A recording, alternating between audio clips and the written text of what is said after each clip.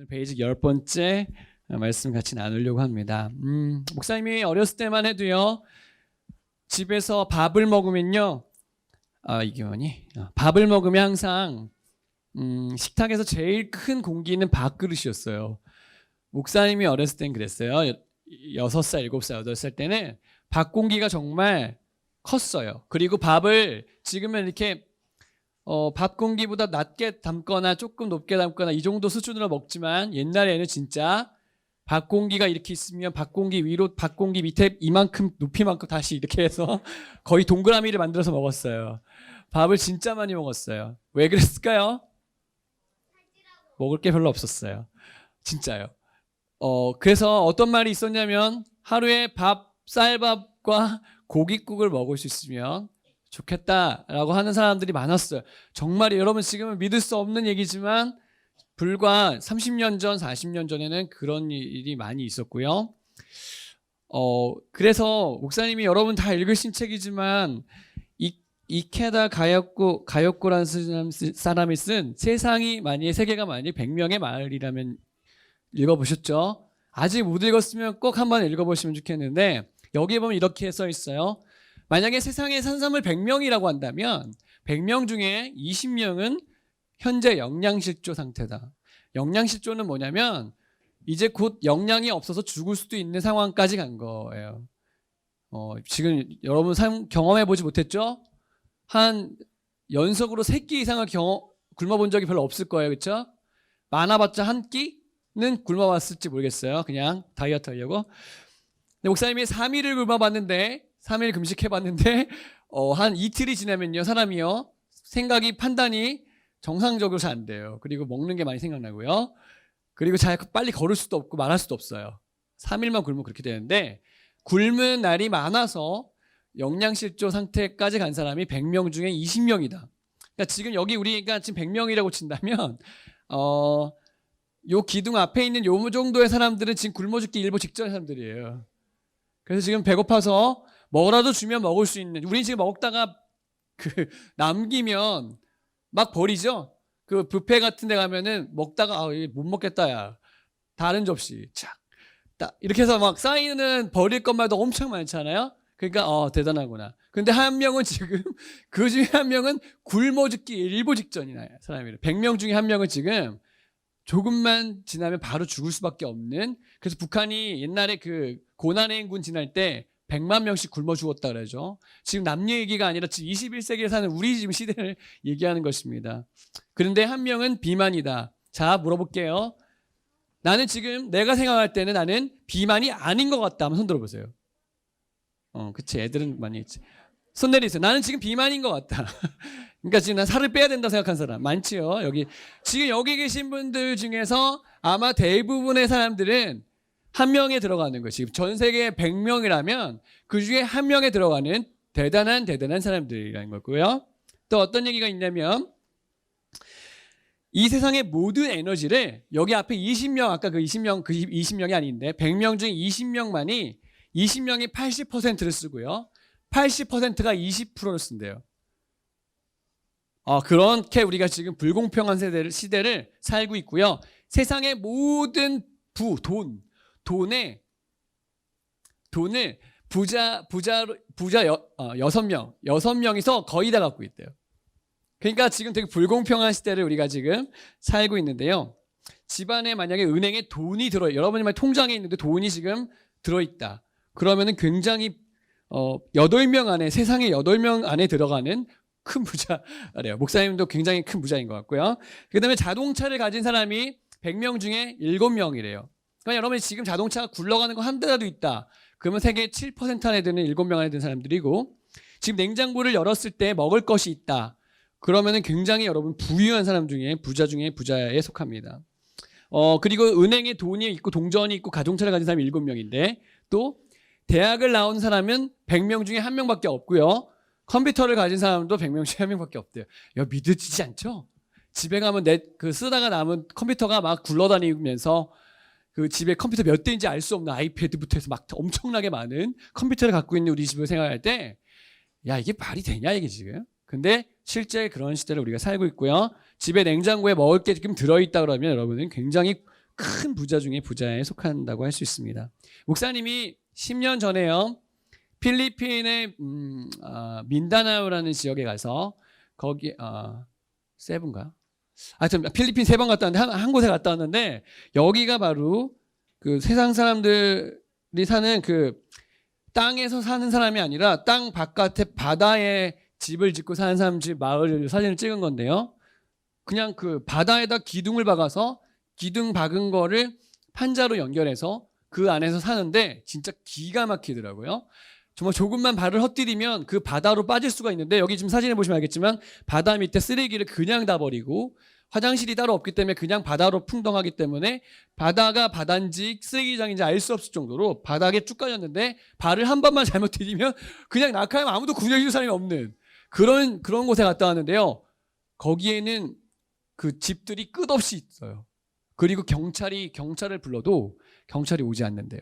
그리고 살인 사건이 나도 아무나 들어가지 않는데 거기는 그 되게 그 범죄에 많이 노출돼 있고 정말 기가 막힌 거는 한 요 피아노만한 방이 요 안에 6명 7명이 낮인데 거기 모여서 앉아 있더라고요. 그리고 냉장고가 없었어요. 그런 세상을 지금 우리가 살고 있습니다. 목사님 지나가는데 꼬마아이들 여러분만한 진짜 예쁘고 눈이 반짝반짝하는 그 꼬마아이들이 학교를 가지 않고 정확하게 우리나라 말로 얘기했어요. 1,000원만 이라고 얘기했어요. 이렇게 외국인이 왔으면 $1라고 했겠죠. 근데 우리나라 사람이 부유한 거 알기 때문에 이제 1,000원만이라고 한글로 얘기해요. 자, 그런 시대를 우리가 지금 살고 있어요. 자, 물어볼게요. 하나님은 왜 우리에게 이렇게 좋은 나라에 태어나게 하시고 그래도 먹고 살 수 있게 해주시고 왜 이렇게 세상에서 잘 사는 사람 중에 속하게 해주셨을까? 이런 생각 들지 않아요? 전혀 아무 생각 감동이 없는 세상은 굉장히 넓습니다. 여러분 가능하면요 좀 그런 데를 가서 보시고 아셔야 돼요. 나 잘 먹고 잘 살라고 내가 괜찮은 사람이라서 이렇게 허락하신 게 아니라 나에게 뭔가 미션이 있기 때문에 그런 것이죠. 오늘은 그런 얘기를 좀 같이 하려고 하는데요. 우리나라는 원래 그런 나라가 아니었어요. 못 사는 나라 중에 못 사는 나라였는데 우리나라는 선교사님들이 들어오면서 예수를 믿게 되면서 하나님이 축복을 많이 주신 나라예요. 아무도 이해할 수 없는 축복의 나라가 됐어요. 그거는 하나님이 축복해 주기로 작정했다고밖에 설명할 수가 없어요. 지금 우리 북한 조금만 위로 올라간 북한에 있는 거기는 계속 가뭄, 계속 그 농작물이 흉년 그렇잖아요. 근데 우리는 지금 먹을 게 남아 돌아가지고 쌀을 어디다 쌓아두냐 이걸로 고민한 나라가 되었다는 것이죠. 그러니까 우리나라는 왜 그렇게 잘 살게 됐냐? 복음을 전하러 오신 이런 토마스 선교사님 같은 분이 계시기 때문에 그렇죠. 성경을 한글로 번역했는데 전해주고 싶은데 이런 소문이 있어요. 조선에 가면 예수의 예자를 꺼내면 죽을 수도 있어요. 근데 중국에서 배 타고 와서 제 나라를 시험하는 거야. 그 배를 타고 오셔서 성경 주려고 오셨는데 우리나라 사람들이 배척했습니다. 그리고 대한민국에 발 한 발짝밖에 못 들였는데 그 자리에서 참수당했어요. 참수가 뭐죠? 목이 달려서 돌아가신 거예요. 그렇게 선생님이 성경책 하나 주시고 목 잘려서 돌아가실 때 사람들이 야 진짜 바보 같구나 이렇게 생각할 수도 있지만 하나님 그 사람을 이용하셔서 그 사람이 준 성경책을 그때 종이가 없으니까 성경 다 찢어가지고 집에 도배를 막 이렇게 여관집에 막 도배를 하니까 그 사람들이 예수 믿고 구원받은 사람들이 막 늘어나고 예수를 믿기 시작하는 일들이 일어났습니다. 선교사님들이 우리나라 올 때 굉장히 어려웠어요. 거기는 잘 사는 나라였고요. 거기는 먹을 게 많은 나라였고요. 거기서 존경받을 수 있는 사람들로 교육받은 사람들이었어요. 근데요, 이건 뭐냐면 양화진에 가시면 보실 거예요. 양화진에 가면 이렇게 작은 무덤들이 많이 있거든요. 뭐냐면 우리나라에 와서 어린 나이에 순교한 거지. 그러니까 어린 나이에 풍토병에 걸려 선교사님 자녀들이 많이 죽었습니다. 왜요? 복음을 들고 이 나라에 왔기 때문에 그런 것이죠. 그래서 여러분 양화진에 가면 이렇게 작은 무덤들을 보실 수가 있어요. 남의 얘기가 아니라 우리나라 이야기를 하고 있는 것이에요. 그러니까 여러분 오늘 목사님은 이걸 같이 고민하고 싶어요. 같이 읽어주세요. 시작. 선교하는 사람으로 살려면 어떻게 해야 할까요? 자, 물어볼게요. 우리는 어떤 사람만 선교사님만 선교한다고 생각해. 선교사님만 선교사라고 생각해. 아니에요. 그렇지 않아요. 여러분이 기독교인으로 예수 믿는 사람으로 사는 이상 우리는 다 선교사예요. 자, 옆에 있는 사람 얼굴 보고 얘기하겠습니다. 당신이 선교사입니다. 이렇게 인사하세요. 네가 선교사야 이렇게 얘기해 주세요. 그래서 이 얘기를 꼭 기억하셔야 되는데 어떻게 해야지 우리가 선교할 수 있느냐 같이 한번 읽어주시겠습니다. 시작. 성령을 받으라. 예.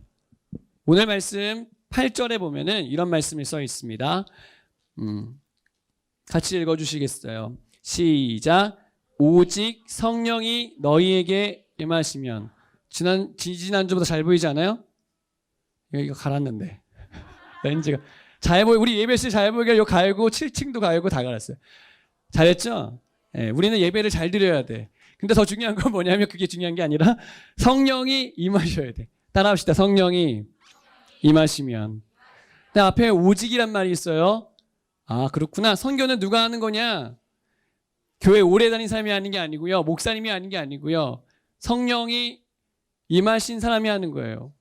그러니까 아무나 하는 게 아니에요. 성령을 경험한 사람이 하는 거예요. 여러분 성령을 경험하는 거 보이지 않아요. 하지만 성령을 경험한 사람은 정확하게 알아요. 성령이 임하시면 가능한 것입니다. 할렐루야. 그러니까 선교는 누가 하는 거냐면 성령님이 하시는 거야. 아멘. 진짜요. 중국에 많은 선교사님들이 들어갔습니다. 그랬더니 중국에서 탄압했어요. 야, 나가라 선교사들. 그래서 다 내쫓았어요. 근데요, 중국 선교가 닫혔다고 생각했어요. 중국은 끝났구나. 여러분 근데 있잖아요. 뚜껑을 다시 열어보니까 중국에요. 지금 현재 카운트된 사람은 2,800만이라고 공식 통계를 내지만 사실은 공식적인 통계는 아니지만 1억 명이 넘는 사람들이 현재 예수를 믿고 있는 것으로 되어 있고요. 그리고 중국이 2030년이 되면 세계에서 제일 큰 기독교 국가가 될 거라는 뉴스가 나와 있어요. 여러분 뭐냐면 중국에 선교사님들이 다 빠져나와도 성령께서 역사하시면 그 안에서 하나님의 역사가 일어나고 있고 지금도 일어나고 있다는 것이죠. 할렐루야. 지금 인도네시아 가면요. 인도네시아 무슬림들이 엄청 많거든요. 세계에서 무슬림들을 모아놓은 제일 큰 나라 중에 하나예요. 인도네시아가요. 근데요. 인도네시아 안에 2천만 명, 3천만 명 예수 믿는 사람들도 엄청나게 기하급수적으로 늘어나고 있다는 거 아세요? 하나님이 지금 남미에도요. 엄청나게 많은 사람들 예수 믿게 하시고요. 또 놀라운 것은 중동이라는 나라, 이슬람을 믿는 그 나라 사람들에게 예수님이 직접 꿈에 나타나셔서 중동의 그 무슬림 사람들은 꿈을 되게 놀라운 계시라고 여긴대요. 근데 예수님이 꿈에 나타나셔서 내가 예수 그리스도다. 넌 날 믿어야지 구원받을 수 있다. 예수님이 직접 말씀하시니까 부인할 길이 없어서 예수를 믿게 되는 일들이 지금 우리가 살고 있는 시대에 일어나고 있어요. 따라합시다. 성령께서 직접 선교하신다. 어떤 사람이 이런 사람이 있어요. 주님 저는 좀 빼고 해주세요. 아니요. 하나님이 우리를 껴주는 거예요. 성령이 알아서 하시는 거예요. 우리가 지금 그냥 겨우 그냥 발을 걸치고 있어요. 문제는 뭐냐면 저는 우리나라가요. 예수님 오실 때까지 선교사님을 보내고 선교로 충만한 나라가 되기를 원해. 아멘. 만약 우리나라가 이 사명을 감당하지 않는다면 하나님 촛대를 옮겨서 다른 나라가 분명히 이 사명을 감당하게 하실 거예요. 영국이요. 예수님 잘 믿는 나라예요. 미국이 잘 믿는 나라였었어요. 지금도 잘 믿는 사람도 있지만 지금 미국과 영국은 선교를 받아야 되는 나라로 바뀌고 있죠. 머지않아서 우리나라도 아주 어려운 시대가 올 수 있어요. 저는요, 우리가 기도해야 된다고 생각해요. 그래서 기도할 때 하나님, 저희가요, 예수님 오실 때 이렇게 얘기해야죠. 예수님 오실 때까지 우리는요, 예수님 이 선교하는 것에 우리가 최선을 다하다가 왔어요. 그래서 예수님이 기뻐하시는 나라 민족이 돼야 되지 않겠어요? 아멘 하세요. 그러니까 우리 홈스쿨러들은 여러분이 어떤 직업을 갖든 어떤 모양을 살든 결국은 뭐냐면 선교하는 사람이 되는 거예요. 왜냐하면 우리나라에 살아도 이제 200명, 200만 명, 300만 명이 외국 사람이 들어와 있어 여기에. 여러분이 식당에 가면 중국인들, 조선인들 많이 볼 수가 있어요. 여러분이 직접 선교에 나가지 않아도요. 선교를 할 수 있는 시대가 지금이에요. 자, 옆에 있는 사람에게 얘기합시다. 성령 충만합시다. 성령 충만해야지만 이 사명을 감당할 수 있기 때문에 여러분이 말씀을 드리는 것입니다. 자, 두 번째, 선교하는 우리가 되려면 어떻게 해야 되냐? 같이 읽어주세요. 시작. 어디에서나 증인이 되라. 물어볼게요. 우리는 연극하는 사람입니까? 증인입니까? 잘 기억하셔야 돼요. 탤런트는요, 자기 의사가 아니어도요, 막 되게 멋있게 의사처럼 할 수 있어요. 영화 배우 막. 그 연기하는 거잖아요. 그렇죠? 근데요, 예수님 우리에게 연기하라고 얘기한 적이 없어요. 우리는 증인이에요. 증인은 뭐냐면 눈으로 보고 귀로 듣고 손으로 만지고 경험한 사람을 증인이라고 하는 거거든요. 여러분, 문제는 뭐냐면 선교를 하려면 예수님을 경험해야 돼요. 저는 여러분이 그 누구 어떤 것을 경험하기 전에 예수님을 많이 경험하게 되시길 축복합니다. 예수님이 얼마나 크신 분이라는 것을 경험하게 되시길 축복합니다. 그래서 얘기 딱 건네면 딱 얘기해야 돼. 야, 예수 믿음 진짜 좋아. 여러분의 입술에서는 교회가 좋은 교회여야 돼. 여러분 교회가. 내가 다니는 교회 진짜 괜찮아. 내가 다니는 이 공동체 진짜 멋있어. 우리 GHS의 사람들 괜찮아. 목사님이 어디 가면요, 굉장히 자랑합니다. 우리 GHS에 내가 집에 다 이제 가고 있는데, 가면서 내가 굉장히 깜짝 놀랐어요. 진짜 세상에. 아니, 어떻게 이런, 진짜예요. 내가 거짓말이 아니라, 아니, 어떻게 이런 사람들이 여기 있지? 이런다니까요. 진짜예요. 거짓말이 아니에요. 그래서 여러분들 만약에 이 공동체 이 사람들만 이게 변화되면은 여기 있는 사람들만 하나님이 쓰신다 그래도 야, 너무나 귀하게 쓰임 받을 수 있겠다는 생각이 진짜 많이 가져요. 진짜로. 왜냐하면 여러분들이 다 이미 예수님을 경험한 증인들이기 때문에 그렇습니다. 증인이 예수님을 모르면 될까 안 될까? 여러분 누가 딱 찔러서 예수님에 대해서 한번 소개해 줄래? 이렇게 얘기했을 때 나는 태어나면서부터 교회를 다녔고 엄마가 계속 다니라 그래서 겨우 다녀가지고 잘 모르겠어. 그럼 될까요 안 될까요? 마치 우리 증조 할아버지는 말이야, 옛날에 그랬대. 경험 안 했으니까 몰라. 그런 거랑 똑같으면 안 돼요. 아시겠죠? 그러니까 여러분의 엄마 아빠가 경험한 그 하나님보다요, 여러분이 경험한 하나님이 더 실제적이어야 돼. 아멘? 요거 이해하려나 모르겠네. 여러분의 믿음이 엄마 아빠의 믿음을 초월하게 되는 날이 오시길 축복합니다. 여러분의 경험이 엄마 아빠의 간증보다 더 생생하고 뛰어난 간증이 되시길 예수님 축복합니다. 엄마 아빠한테 이렇게 얘기하죠. 엄마, 내가 기도했는데 있잖아, 하나님 기회를 주시더라. 엄마, 내가 기도했는데 병이 진짜 낫더라. 엄마, 내가 기도하는 거 하나님 더 잘 응답해 주시는 것 같아. 이렇게 경험해야지 얘기할 수 있어요. 근데 문제는 우리는 어디에서나요. 내가 단기 선교 가서만, 어디 해외에 갔을 때만, 그때만이 아니라, 교회에 왔을 때만이 아니라, 따라합시다. 어디에서나 증인이 되자. 예루살렘과 온 유대와 사마리아 땅끝까지 이르러 내 증인이 되리라. 나의 신분은 뭐냐면 이제 여러분 증인으로 사는 거예요. 그래서 숨기지 마세요. 국적 숨기는 사람처럼 나 예수 안 믿는 척하고 이렇게 조용히 다녀야지, 이렇게 생각하시면 진짜 안 돼요. 어떻게든 입을 벌리면 예수를 말할 수 있는 여러분이, 우리 가정이 되시길 축복해요. 뭐 이렇게 증인은 여러분 아줌마들 있잖아요. 맛있는 음식집 찾잖아요. 그러면 막 얘기하고 다녀요. 야, 고기가 진짜 맛있다. 되게 음식도 깔끔하고 재료도 괜찮고 되게 친절하더라. 다 얘기입소문으로 다 되거든요. 여러분 증인은요, 누가 얘기해서 찔러서 되는 게 아니라 자발적으로 하는 거예요.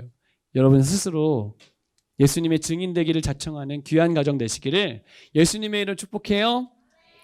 마지막으로 한 가지 이야기만 하고 마칠 건데,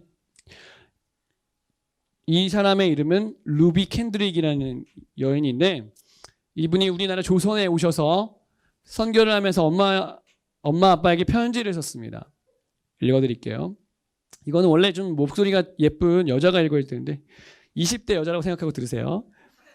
사랑하는 아버지 어머니, 목소리가 사랑하는 아버지 어머니, 이곳 조선 땅에 오기 전 집들에 심었던 꽃들이 활짝 피어났다는 소식을 들었을 때 하루 종일 집 생각만 했습니다. 선교사도 집 생각을 하는군요. 욕심쟁이 수지가, 그 수지는 배수지가 아니고 여기는 수지란 여자의 동생인 것 같아요. 욕심쟁이 수지가 그 씨앗을 받아 동네 사람들에게 나누어 주었다니 너무나 대견스럽군요. 아마 내년 봄이 되면 온통 우리 동네는 내가 심은 노란 꽃으로 덮여 있겠군요. 아버지 어머니, 이곳 조선 땅은 참으로 아름다운 곳입니다. 모두들 하나님을 닮은 사람들 같습니다. 선한 마음과 복음에 대한 열정으로 보아 아마 몇십 년이 지나면 이곳은 예수님의 사랑이 넘치는 곳이 될 것 같습니다. 저는 복음을 듣기 위해 20km를 맨발로 걸어오는 어린아이들을 보았을 때 그들 안에 있는 하나님 사랑 때문에 오히려 위로를 받습니다. 그러나 한편으로는 탄압이 점점 심해지고 있습니다. 그저께는 예수님을 영접한 지 일주일도 안 되는 서너 명이 끌려가서 순교했고, 토마스 선교사와 제임스 선교사도 순교했습니다. 선교 본부에서는 철수하라는 지시가 있었지만 대부분의 선교사들은 그들이 전도한 조선인과 아직도 숨어서 예배를 드리고 있습니다. 그들은 모두 순교를 작정한 순교할 작정인가 봅니다. 오늘 밤은 유난히도 고향으로 돌아가고 싶습니다. 외국인들을 죽이고 기독교를 증오한다는 소문 때문에 부두에서 저를 끝까지 말리셨다는 어머니의 얼굴이 지금도 자꾸 제 눈앞에 어른거립니다. 아버지, 어머니, 어쩌면 이 편지가 마지막이 될 수도 있습니다. 제가 이곳에 오기 전 뒷뜰에 심었던 한 알의 씨앗이 이제 내년이면 온 동네가 꽃으로 가득하겠지요. 그리고 또 다른 씨앗을 만들어내겠죠. 저는 이곳에서 작은 씨앗이 되기로 결심했습니다. 제가 씨앗이 되어 이 땅에 묻히게 되었을 때 아마 하나님의 시간이 되면 조선 땅에는 많은 꽃들이 피고 그들도 여러 나라에서 씨앗이 될 것입니다. 저는 이 땅에 저의 심장을 묻겠습니다. 바로 이것은 조선을 향하는 저의 열정이 아니라 조선을 향한 하나님의 사랑이라는 것을 알게 되었습니다. 아버지, 어머니 사랑합니다. 이렇게 루비 캔드릭이라는 선교사가 고향을 생각하면서 자기도 하나의 미랄이 되겠다고 썼고요.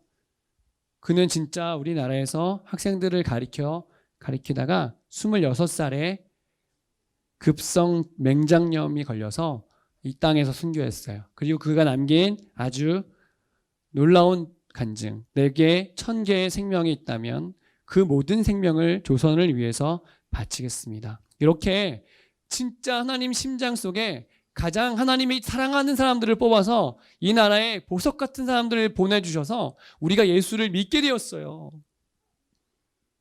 그게 감격이 없으면 안 돼요, 여러분. 저는요, 할아버지가 우리 아버지 어깨에다 우상단지를 메고 산에 올라서 제사하는 모습이 그런 시대를 살았었어요. 근데 하나님이 우리나라를 진짜 사랑하셔서 하나님 가슴 속에 가장 훌륭한 사람들을 보내주셔서 예수 믿게 해주셨잖아요. 내가 잘해서 그런 게 아니라 하나님이 그렇게 우리를 축복해 주셨어요. 근데 내가 받은 이 사랑, 내가 가진 이 하나님의 사랑, 복음, 내가 전하지 않으면 우리도 영국처럼 될 수도 있겠다는 생각이 들어요. 저는요, 어디에 소망이 있냐면 여러분에게 소망이 있어요. 진짜예요. 우리가 어떤 직업을 갖든지 어떤 교회에 있든지 상관없어요. 우리의 사명은요, 전 세계에 복음이 전해져서요, 우리처럼 예수 모르는 나라가 예수 믿게 되고, 예수님 오셨을 때 거기에서도 저 예수님 믿다가 왔어요. 천국 오게 해주셔서 감사해요. 한국의 어떤 선교사님이 여기 오셔서 우리를 위해서 씨앗되어 죽으셨어요. 그래서 우리가 예수를 믿게 되었어요. 그런 간증이 저는 우리에게도 있었으면 좋겠어요. 이제 주님 곧 오셔요. 정말 내가 볼 때 여기 눈 뜨고 있는 사람들은 예수님 오시는 거 볼 수 있어. 나는 그렇게 생각해. 정말 얼마 안 남았어요. 예수님 오셨을 때 여러분, 예수님의 복음을 위해 살다가 왔다는 평가를 받게 되시기를 예수님을 축복합니다. 그렇게 살기 원하는 친구들, 가정들 아멘 합시다. 기도하겠습니다. 눈 감고 기도할 때